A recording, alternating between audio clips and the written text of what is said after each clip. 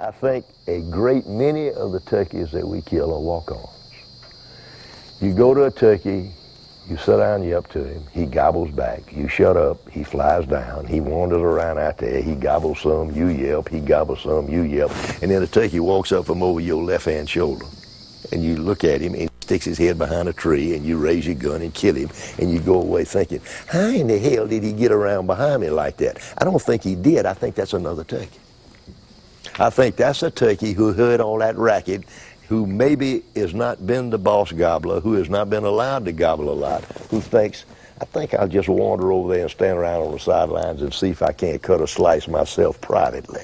And he walks up, and you kill him, and then we go and make up this terrible story about how hard he was to kill, and he did this, and the son of a bitch went all the way around me and came up from the backside. Maybe he did, but we don't know that. We tend to make these things. Every man you ever met lies a little bit about how much money he makes, about how smart he is, about how attractive he is to girls. I think we tell one another just these kind of lies when we talk about, I called him across a swamp 9 miles wide. He had 3 hens with him when I yelped to him, and 2 of them were good looking, but I made him leave them and come to me. Yes, sir. And he strutted it. Look at him. Yeah. I think that's the field. Let's go to the field and just see if there's anything in it. And then come back in and get over there in the shade and sit down and blind up and rest. And we've seen all that scratch marks out in the road. We've seen strut marks out in the road where he dragged his wings. We've seen turkeys going in one direction and in the other, so they're clearly strutting this road. We saw more scratching in here than we've seen any place since we left the truck. We hadn't run anything out of these fields, and so it's time now to just sit here and yelp, and we might have to spend an hour right here. This is the best shot we got, the most sign we've seen, and we hadn't run a turkey off that we know of. At least we ain't flushed one out of a field, and we're right. Well, there's one field behind us, and there's one out here across in front of us.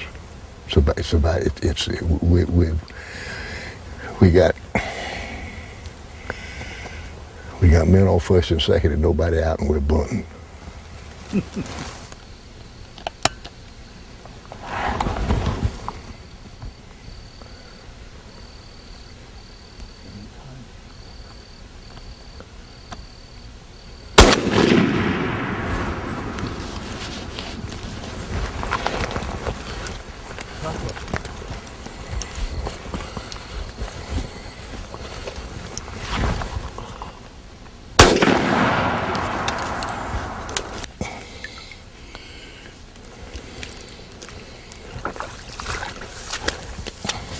That was a long shot. It was really longer than I ought to take him, but I thought, no, he ain't coming.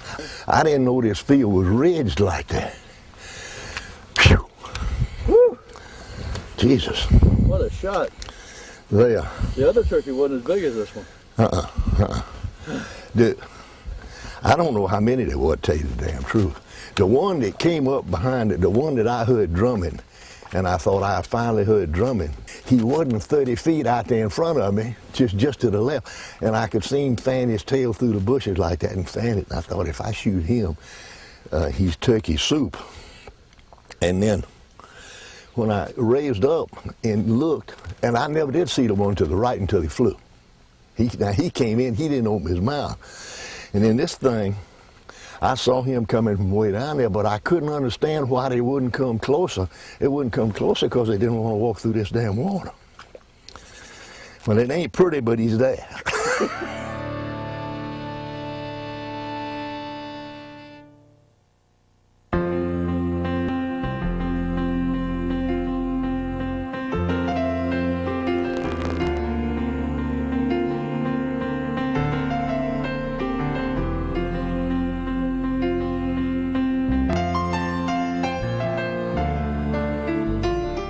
In the southern United States, there lives a remarkable bird.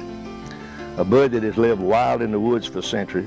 A bird who no less an authority than Benjamin Franklin put forth in candidacy as a national emblem of our country.